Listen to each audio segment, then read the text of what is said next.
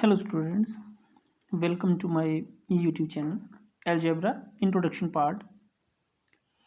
Introduction part में हम सबसे पहले ये समझने की कोशिश करेंगे कि अलजेब्रा होता क्या है, इसकी आवश्यकता क्या है, मैथमेटिक्स में इसका रोल क्या है।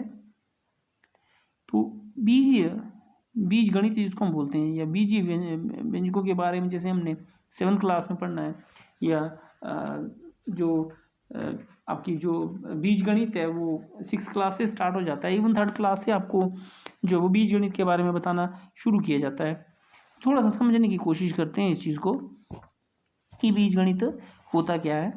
देखिए, मैथमेटिक्स में हम लोग क्या करते हैं कि आपको बाकी सब्जेक्ट्स के अतिरिक्त एक नई चीज़ सिखाई जाती है। जैसे देखिए आप कि हिंदी का आपका सब्जेक्ट है हिंदी, इसमें आपको क्या क्या कराया जाता है, अ से लेके ज्ञ तक। ठीक है, आपके पास इंग्लिश है, इंग्लिश में आपको क्या कराया जाता है, A to Z। ठीक है, अल्फ़ाबेट्स। और जो मैथमेटिक्स है इसमें एक नई लैंग्वेज का इस्तेमाल किया जाता है और वो है 1 to 9, एक 0 भी लगाई जाती है। ठीक है, अगर आप ध्यान से देखेंगे मैथमेटिक्स की गणित की जो प्रत्येक संख्या है वो आप जानते ही हैं कि 0 से लेकर 9 तक ये जो 10 अंक हैं इन्हीं से संख्याएं बनाई जाती हैं। वो चाहे 10 हो, चाहे 10 करोड़ हो, चाहे लाख हो, अरब हो, जो मर्जी कुछ भी हो, सारी संख्याएं इन्हीं अंकों से बनाई जाती हैं। ठीक है, आप हिंदी का जब भी शब्द लिखते हैं, जैसे मैंने लिखा आम, तो आम का जैसे आम शब्द हम लिखते हैं तो आम शब्द लिखते ही आप समझ जाते हैं कि आम का मतलब कोई चीज़ मीठी जो खाने के लिए है। ठीक है, इसी तरह से जैसे हम लोगों को मान लेते हैं लिखा है एप्पल। ठीक है, तो जब एप्पल लिखा गया है तो हम एप्पल से एकदम समझ जाते हैं ये कुछ सेब जैसा है। ठीक है, या हमें बोला जाता है पेन, तो पेन का मतलब कोई ऐसी चीज़ जो लिखने के काम आनी है। लेकिन देखिए, बोलने का मतलब ये है कि जब जो जो शब्दों को लिखता जा रहा हूँ वो चीज़ें सारी किस चीज़ से जुड़ रही हैं, चीज़ों के साथ जुड़ती जा रही हैं। बट जब मैं बोलता हूँ one, then what is one, आपसे पूछा जाता है एक, तो क्या एक, अगर मैं बोलूँगा एक आदमी तो वो एक व्यक्ति बन जाएगा। मैंने बोला एक स्टूडेंट तो वो एक विद्यार्थी बन जाएगा। मैंने बोला एक कुत्ता तो वो कुत्ता बन जाएगा। मैंने बोला एक गाय तो वो एक गऊ बन जाएगी, एक बॉय बन जाएगा। एक घर भी बन सकता है, आप एक स्टार बन सकता है, एक मून बन सकता है, एक अर्थ बन सकती है, एक स्टोन बन सकता है, एक रॉक बन सकती है, एक माउंटेन हो सकता है।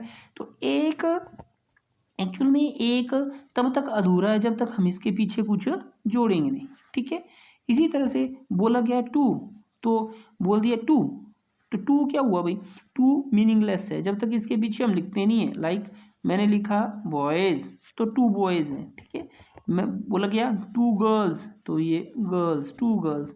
बोला गया टू स्टूडेंट्स तो ये टू स्टूडेंट्स। ठीक है, आपको समझ आ रही होगी बात कि टू तब तक मीनिंगलेस है जब तक इसके पीछे स्टूडेंट्स, गर्ल्स, गऊ एसेट्रा ना जुड़े। ठीक है, अब तक हमने मैं आपसे जैसे ये पूछता हूँ कि ये जो मैं सर्कल बनाने जा रहा हूँ ये कितने सर्कल्स हैं। फॉर एग्जांपल ये मैंने बनाए हुआ,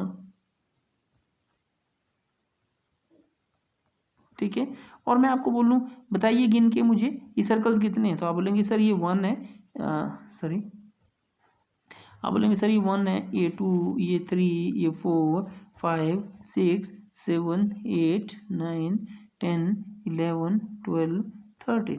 आप बोलेंगे सर ये 13 सर्कल्स हैं। ठीक है, क्योंकि काउंटिंग हमेशा हमारा 1 से शुरू होती है, नेचुरल नंबर्स है ना, काउंटिंग के लिए नेचुरल नंबर्स का यूज़ किया जाता है।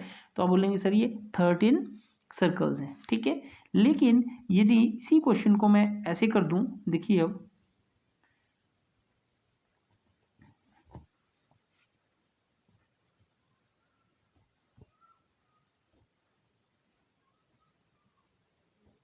और अब आपसे मैं पूछूं कि बताइए इसमें कितने सर्कल्स हैं। ठीक है, इसमें बोल लूँ मैं कितने सर्कल्स हैं, तो आपका जो गिनने का सिस्टम होगा वो थोड़ा सा चेंज हो जाएगा। अब आप ऐसे नहीं बोलेंगे कि ये 1 है, ये 2 है, ये 3 है, ये 4, ये 5, एरो भी है, 6, 7, 8, 9, 10। आप ऐसे नहीं बोलेंगे, आप बोलेंगे सर इसमें सर्कल 1, 2, 3 4। अब बोलेंगे सर इसमें 4 सर्कल्स हैं, 4 जो हैं वो ये स्क्वायर्स हैं या रेक्टेंगल जैसे बन रहे हैं, लेकिन क्वाड्रिलेटरल हैं, चतुर्भुज हैं। आप बोलेंगे 4 इसमें वृत्त हैं, 4 इसमें चतुर्भुज हैं, 2 इसमें एरो हैं। आप तरीका समझ रहे हैं बोलने का? जब चीज़ों को मैंने अलग अलग कर दिया तो मैं ऐसे कर रहा हूँ, 4 इसमें सर्कल्स हैं, 4 वृत्त, ठीक है, 4 इसमें क्वाड्रिलेटरल्स हैं, चतुर्भुज, ठीक है, और 2 के थे इसमें एरोज, तीर, ठीक है। तो आप इस तरीके से अलग अलग लिखेंगे बजाय 10 लिखने के। क्यों? क्योंकि सारी जो इन सब चीज़ों की जो प्रवृत्ति है वो अलग अलग है। फॉर एग्जांपल हमारे पास एक ये ग्रुप है, देखिए इसमें मैं आपको पूछूं बताइए इसमें गाय कितनी है, तो आप कैसे गिनेंगे? 1 2 3 4 5 6 7 8 9 10 11 12 13 14 15 16। नहीं, आप सिर्फ गाय को ढूंढेंगे और गाय वो सिर्फ ये है एक, ठीक है। आप बोलेंगे सर एक गऊ है, मैं बोलूँ इस गऊ जिस गौशाला में रहती है उस शेड में सारे एनिमल्स मैंने इकट्ठे पाल दिए, मुझे बताइए आप कितनी गाय बन गई? आप बोलेंगे सर अगेन इट इज़ 1, एक ही गऊ है हमारे पास, बाकी सब तो अलग अलग वैरायटी के हैं। थोड़ा सा ध्यान देंगे इस चीज़ के ऊपर, और यहीं से हम लोग एक चीज़ को डेवलप करने जा रहे हैं। देखिए मैंने जब भी गिनती वाली, गिनती एक भी हो सकती है, ठीक है, उसके पीछे मैंने लगाया, जैसे देखिए 1 काऊ, 1 हैन, 1 मैन, है ना, चीज़ें लगा रहा हूँ मैं इनके पीछे। हम कभी ये बोलते हैं एक आदमी, एक गाय, एक गाय की जगह हम लोग ये बोलना पसंद करते हैं भी गाय है, तो गाय का मतलब भी एक गाय है। मुर्गी है तो मतलब एक मुर्गी है, मुर्गियाँ करेंगे तब होनी वो बड़ी सारी। इसी तरह से मैन लिखा है तो उसका मतलब एक ही है, एक नहीं लगाते हैं हम पीछे, ठीक है। देखिए जब हमारे पास क्वेश्चंस आते हैं बेटा, और आपको बोलूँ कि एक गौशाला में एक हैन है, सॉरी एक गऊ है, और मैंने क्या किया कि इसमें एक हैन और फिर बाद में 2 गऊ, फिर बाद में 2 हैन, ये आप देख रहे होंगे लिखने में कितना लेंथी हो रहा है ना। अब बोलो जी कितने हो गए, फिर आप ढूंढेंगे गऊ कहाँ कहाँ है, 2 + 1 3 गऊ हो गए जी, प्लस 2 + 1 3 हैन हो गई इसमें। तो इस तरह से आप बोल लेंगे ये 3 गाय हो गई, 3 मुर्गी हो गई। तो देख रहे हैं आप 3 तो एक ही चीज़ रह रही है, लेकिन पीछे चेंज हो रहा है ना, हैन और मुर्गियों में फ़र्क है। मुर्गियाँ अंडे देगी आपको, है ना, 3 मुर्गियाँ पाली तो 3 अंडे मिलने, अगर कऊ आपने पाली हुई तो दूध मिलेगा आपको। ऐसा नहीं हो सकता कि मैं बोलूँ जी 3 ही है बस, बाकी ज़रूरत नहीं है। तो अगर 3 आपके पास 6 मुर्गी हैं तो दूध नहीं मिलेगा आपको, या आपके पास गाय है तो आपको अंडे नहीं मिलेंगे। तो इस तरह से हमारे पास जो है वो नया एक जो सिस्टम हमारे पास आता है, और वो ये है कि जब भी हम नंबर लिखते हैं, फॉर एग्जांपल मैंने 3 लिखा तो इसके पीछे मुझे कुछ लिखना पड़ेगा।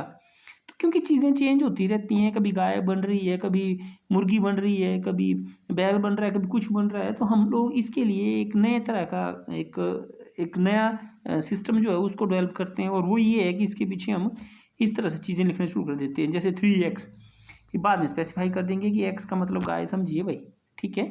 तो 3x हो गया जी, ठीक है, मतलब x गाय है, प्लस 3y, मतलब y का मतलब ये हैन है।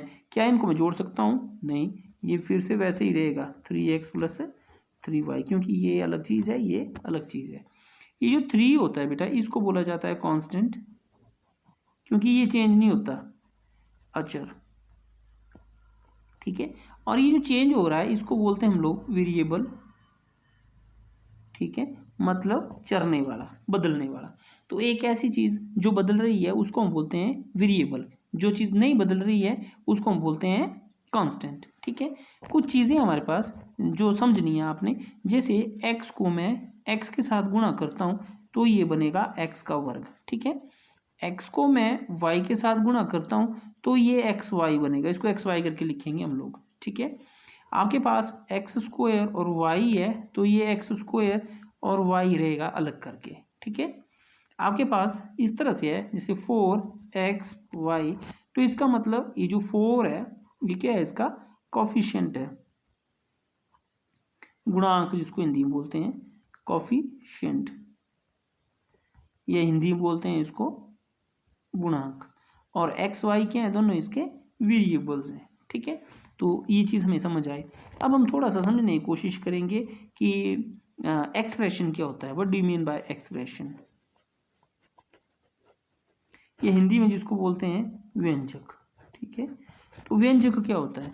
व्यंजक जब भी हमारे पास कोई गिनती या कोई वेरिएबल उनके बीच में जमा, गुणा, घटाना या भाग, ये 4 ऑपरेशंस हो रहे हों, ठीक है, ये 4 ऑपरेशंस हैं आपके पास। ठीक है, ये 4 ऑपरेशन जब हो रहे हों तो हमारे पास व्यंजकों का निर्माण होता है, तब व्यंजक बनते हैं हमारे पास। जैसे अगर मैंने 2 + 3 multiplied by 4 divided by 6 minus 7 ये किया है, तो ये हमारे पास एक एक्सप्रेशन है। ठीक है, क्या ये एक एक्सप्रेशन है? पर एक्सप्रेशन कौन सा वाला है भाई? ये न्यूमेरल्स हैं, इसमें गिनती है, सिर्फ न्यूमेरल्स हैं। ठीक है, तो मैं बोलूँगा एक्सप्रेशन तो है पर ये न्यूमेरिकल एक्सप्रेशन होगा ये। ठीक है, ये सारी की सारी गिनतियों वाला व्यंजक हुआ ये। ठीक ना? अगर इसी तरह का हमारे पास जो ये ऑपरेशंस हैं, अगर बीजगणित में हो, अगर हमारे पास अलजेब्रा में हो, तब क्या बन जाएगा? तभी हमारे पास बनेगा इस तरह से, जैसे 3x + y + 3 इस तरह का बन जाएगा। और ये जो मैंने चीज़ लिखी है इसको बोला जाता है, क्योंकि अलजेब्रा का इस्तेमाल हो रहा है, बीजगणित का इस्तेमाल हो रहा है, इसलिए इसको बोलते हैं हम लोग अलजेब्रिक एक्सप्रेशन। ठीक है, अलजेब्रिक एक्सप्रेशन। ठीक है, तो इस तरह से हो गया। अब थोड़ा जैसा समझने की कोशिश करते हैं कि अलजेब्रिक एक्सप्रेशंस बनते कैसे हैं और इसका मतलब क्या होता है। अलजेब्रिक एक्सप्रेशन मैंने आपको बता दिया, न्यूमेरिकल एक्सप्रेशन भी मैंने आपको बता दिया। अब हम ये समझने का प्रयास करेंगे कि अलजेब्रिक एक्सप्रेशंस बनते कैसे हैं और उसका मतलब क्या होता है। फॉर एग्जाम्पल मैंने लिखा है 2x, तो इसका मतलब होगा x मल्टीप्लाइड बाय 2। 2x गुणा 2, इसका मतलब ये है, ये 2 गुणा x भी आप ले सकते हैं। अगर मैंने इसमें +2 करके लिख दिया है तो मैं इसको बोलूँगा कि x को 2 से गुणा किया है और उसमें 2 जोड़ा गया है, तब हमारे पास 2x + 2 बना है। थोड़ा सा ध्यान से समझें इस चीज़ को। x को 2 से मल्टीप्लाई करके 2 प्लस करके 2x + 2 बनेगा हमारे पास। ठीक है, अगर मेरे पास ऐसे है 3x - 7, तो ये क्या है, किस तरह का है? इसको बोलूँगा मैं कि x वेरिएबल को 3 से गुणा करने पर जो प्राप्त हो रहा है उससे मैं -7 कर रहा हूँ, 7 उससे सब्ट्रैक्ट कर रहा हूँ। तो आप इसमें लिखेंगे 7 सब्ट्रैक्टेड फ्रॉम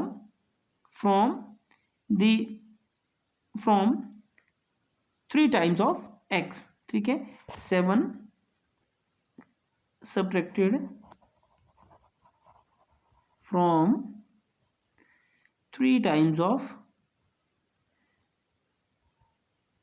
x। ठीक है, तो ये एक्सप्रेशन है। थोड़ा सा इस चीज़ को ध्यान से समझना है कि कब किस तरीके के एक्सप्रेशंस बनाए जाते हैं और कैसे इन एक्सप्रेशंस को हम लोग बोलते हैं, लिखते हैं, समझते हैं। एक चीज़ और समझनी है आपने आज, वो ये है, जिसे मैं लिख रहा हूँ 4x + 5, तो ये प्लस जो निशान है इससे 2 चीज़ें अलग अलग हो रही हैं, एक ये है एक ये है, इनको बोला जाता है टर्म्स। ठीक है, तो जिसकी टर्म्स या इसको हिंदी में बोलते हैं पद। ठीक है, तो हमारे पास अगर कोई हमारे पास एक्सप्रेशन है, जैसे ये हमारे पास एक एक्सप्रेशन x, दूसरा मैंने अभी लिखा था 4x + 5, ये 3x² + y + 6, या 3x³ + x² + xy + 6। तो आप देखेंगे ये जो है इसमें एक ही पद है, इसलिए इसको बोलते हैं मोनोमियल, एक पदी। ठीक है, इसको बोलते हैं बाइनोमियल,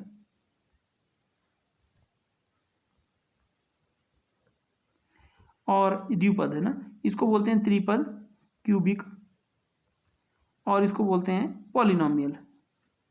ठीक है, चतुर्पदी बोल दो, ये एक पदी, द्विपद, त्रिपद है ना, चतुर्पद, इस तरह से। ठीक है, तो आज का जो मेरा टॉपिक था इस तरह से ये ख़त्म करता हूँ मैं। अलजेब्रा क्या होता है, कैसे हम लोग वेरिएबल्स, चरों और अचर पदों के मध्य जो वो उनको समझने की कोशिश करते हैं। एक्सप्रेशन क्या होता है, एक्सप्रेशन 2 तरह के होते हैं, अगर हमारे पास सिर्फ नंबर्स ही हैं तब एक्सप्रेशन कैसे बनेगा, अगर हमारे पास वेरिएबल्स उसमें आ रहे हैं तो अलजेब्रिक एक्सप्रेशन बन जाएगा। तो ये चीज़ें मैंने आपको आज बताई, आई होप आपको समझ आया होगा। कोई प्रॉब्लम आए तो ज़रूर पूछें। ओके।